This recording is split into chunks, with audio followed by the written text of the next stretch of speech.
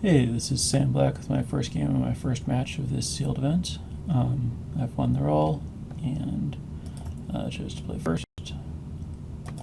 And, sorry, that was a little further than I wanted to go, but clearly I kept a hand of all three colors of mana, Heliod's Pilgrim, good spells.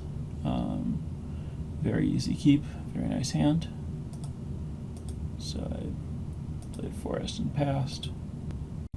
My opponent played a Sunblade Elf. I clearly have no play here. My opponent is going to Vine Weft his Sunblade Elf, failing to play a Plains or a second land, and attack for 2. So that was a very unimpressive turn from him. And it looks like I'm going to be in pretty good shape here. I'm going to cast Heliod's Pilgrim, and at this point I have plenty of mana, so I'm going to find Mark by Honor. My opponent draws the Plains to let him attack for 3. But his follow-up is another 3/1, which is not going to stack up well against a 3/4 Vigilance, which I make and attack him and pass, and now his offense is kind of bricked unless he has something. He plays Oppressive Raise, which lets him attack again, dropping me to 9. So I play a land and convoke Triplicate Spirits, as I'm just looking to stabilize here. This gives me a bunch of creatures for Court of Calling potentially, makes Swiftclaw not a very good attacker, and can chump block his Sunblade Elf if I want. He plays Raise the Alarm, which is a really good play for him there. He has enough pressure that I'm going to have to trade my flyers for his non-flyers potentially, which is definitely not something I want to be doing. And he draws another land, so he's really potentially back in this game, especially if he can activate Sunblade Elf with a bunch of guys. So I decided that I can't take the full 5 and decide to trade one spirit for 1 token. I want to keep a spirit in play because I'm still looking to be able to do things like play a Court of Calling for a reasonable number. And 5 seems like a safe life total to drop to. Another thing about dropping to 5 instead of taking the hit from Raise the Alarm, well, I guess it doesn't. Sorry, I was thinking that it puts me at not dead immediately to Sanctified Charge, but he didn't have enough mana for it. So I guess that was not part of my thought process. He plays a Razorfoot Griffin. And I draw a Johnny, which is great because I could really use some life gain. So here I'm just going to play Curd Chieftain and Wall of Mulch to really stabilize the ground, and I'm looking to probably take a hit from Razorfoot Griffin, dropping me to 3, which is a little dangerous if he has Titanic Growth, so I could consider chump blocking with a Spirit, and then play a Johnny, and I can plus something and gain a bunch of life next turn. So he attacks, and apparently I decided to risk losing to Titanic Growth here, which I think is very close. I think that was probably a mistake. I think I'm favored enough in this game once I drop a Johnny that I don't want to just lose the game to a common here. My thinking in not blocking was that I wanted to have a flyer to protect a Johnny. But if I draw a land, I can play a Johnny and chord for Netcaster Spider. And that would certainly stop the Razorfoot Griffin from killing a Johnny. So I think this was probably a bad non-block, but that's the play I made, and he didn't have it. I guess, thinking about it more, I did have good reasons to put him on not having the Titanic Growth at least earlier, because he wasn't able to send he wasn't able to kill my... He oppressive raised my Pilgrim rather than attacking 2 guys into it and using that. Although, I guess that could have gone either way. Maybe I hadn't really given him a window to use Titanic Growth.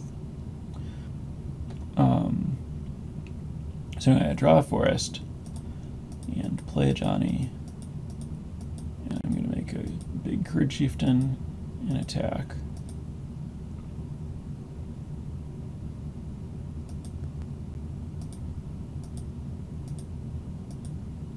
And now I'm up to 8, and my opponent has no hand. Oh! My opponent has no hand. That's probably why I didn't block. I think he had no hand when he made the attack.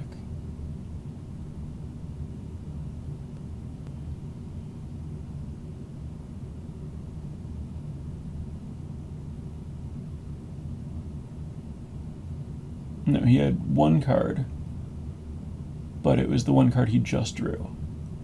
And so I was just putting him on not having drawn Titanic Growth exactly that turn, which is the reason that I knew that he didn't have it.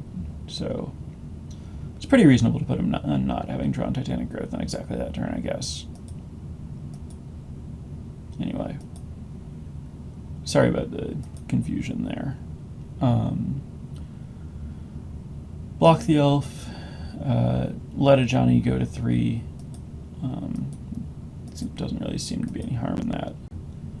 He's going to use the Sunblade Elf, putting a Johnny to 2, which is fine. Kills my Wall of Mulch as expected. Sack it and draw a card. Draw Satyr Wayfinder. Yeah, I didn't card for Netcaster because he could make his Razorfoot a 3/3. So I decided to just hold off on the cord. And play a land, pop my Kurd Chieftain again, attack.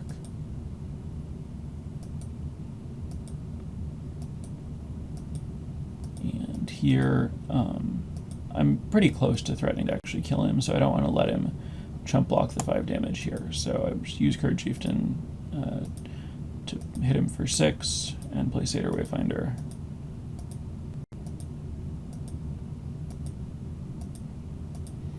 If he hadn't blocked, of course, I would be using Court of Calling instead of pumping Kurd Chieftain, but there's a lot of value to getting him this low. And then, of course, he just concedes here because he's drawn his card and it doesn't let him live. Alright, so this is the second game of that match. I've figured out how I can put them both in the same video, which is why you're now watching that. Unfortunately, recording this after the fact means that I don't have the ability to show you the sideboarding, and I don't remember exactly what I did here, but I assume that it was relatively minor. I think my deck was pretty well set up to begin with. So here's the hand that I kept on the draw. Good hand. Unlikely to be able to cast the Kurd Chieftain, but I have a solid curve into Triplicate Spirits. If I draw any land, my first 4 turns are going to be great. And there's a land. Opponent plays a Swiftclaw, which is not going to be super relevant.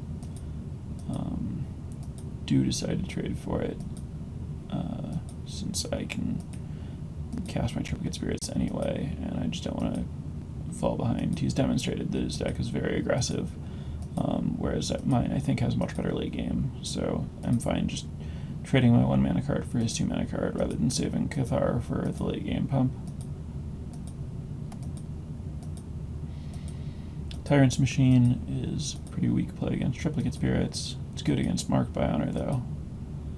So here I can play Triplicate Spirits, but they match up really poorly against the Razorfoot Griffin. So instead I'm just going to Marked by Honor my Sungrace Pegasus, gain a bunch of life, and then shut down his attacks. I attack with the Netcaster Spider as well here because I'm going so far ahead on life and I have this to block. He can Tyrant's Machine this and attack with Razorfoot Griffin, but if that's how he's spending his time, I really can't possibly lose. So I hit him for 5 and pass. And he oppressive rays my Pegasus and pumps up his guy and comes in for nothing because I'm so far ahead in the race. So I draw a land, and here I can either pay to attack or I can just cast Triplicate Spirits. I think it's much better to develop my board, especially when I'm holding Court of Calling. Obviously tap my guy who can't do anything, leaving Netcaster Spider up, even though I don't want to block his 3/3 First Striker with it. He plays Juggernaut and passes, and I draw Ancient Silverback. So now I'm just passing and planning to use Court of Calling,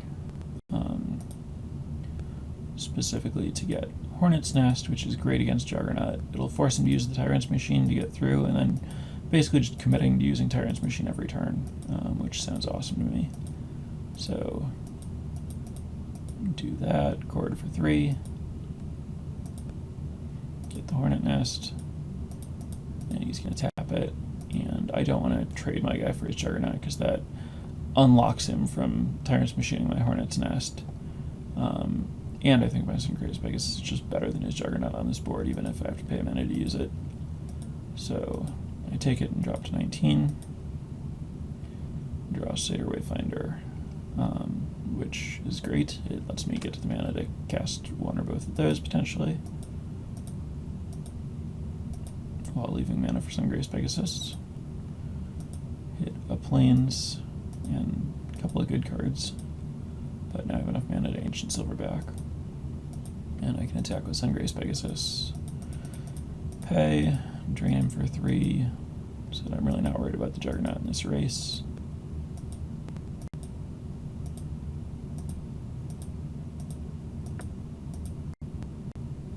He plays Constricting Sliver to answer my Hornet Nest,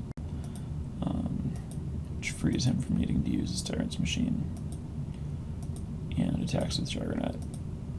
At this point, I could trade my Satyr Wayfinder and 2 Spirits for the Juggernaut, but I'm hoping to draw a Forest to be able to just play Ancient Silverback and eat the Juggernaut, which is not really taking into account the fact that he can just Tyrant's Machine my Ancient Silverback. So I think I probably should have just blocked and traded there, but I didn't. So I draw Verdant Haven, which is awesome because it lets me cast Courage Chieftain. And no attacks here because they're bad. And he has Pillar for my Courage Chieftain and attacks the Juggernaut again. And now again, I'm still at 19, and I can play Ancient Silverback and regenerate. So ignoring the Tyrant's Machine issue, I just take another 5. Draw a land, play Ancient Silverback. Don't have enough mana to attack with Sungrace Pegasus, so I just pass. And he's just going to tap my Ancient Silverback at the end of my turn. Now it's pretty clear that I don't actually have a good plan for his Juggernaut, so I should just bite the bullet and trade 3 guys with it after taking really 10 superfluous damage, but in a spot where I can easily afford to give up 10 life. He only has 1 card in hand. But he has Titanic Growth to save his Juggernaut. That was his last card. And kills all those guys. But that's fine, I still have the ability to just trade with his Juggernaut. And now my Sungrace Pegasus is on, because I'm not doing anything else. So, taps my Ancient Silverback, and I hit him with Sungrace Pegasus. Go back up to 17. Pass. And now, he's going to attack the Juggernaut again, and here I'm going to trade my other 2 guys for it, because they're really not doing anything.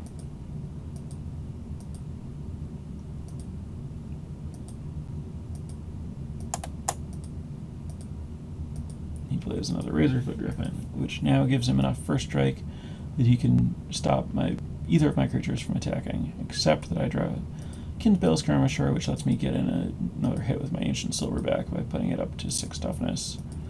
So he has to either chump block or go to 1, and he's going to opt to chump block with his Constricting Sliver now that we're on a board where the Hornet Nest isn't really doing anything.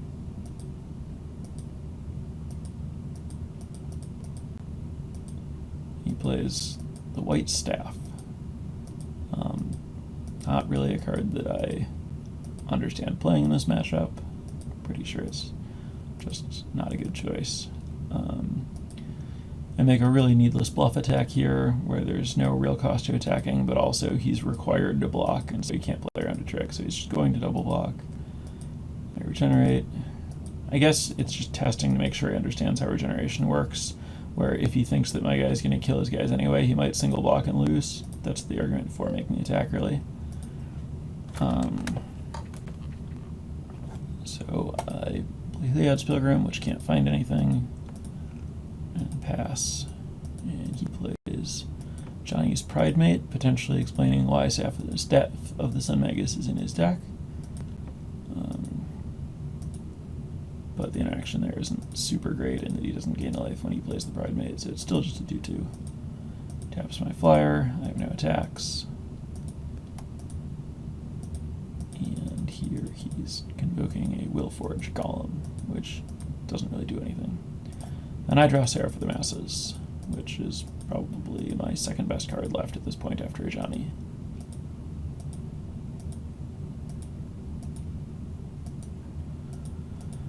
Unfortunately, it doesn't really let me make any progress because he can just tap it with Tyrant's Machine, and my attackers can't get through his first strike. So now we're just in a holding pattern where I'm really just waiting to draw Johnny at this point. It's not clear what has to happen for him to win. He can potentially get his Pridemate big, but I have Hornet Nest and Ancient Silverback, so it's not really ever going to be a reasonable attacker. He could potentially kill this thing and start attacking with this guy, except that he needs that to hold off Ancient Silverback. Anyway, I draw a Johnny and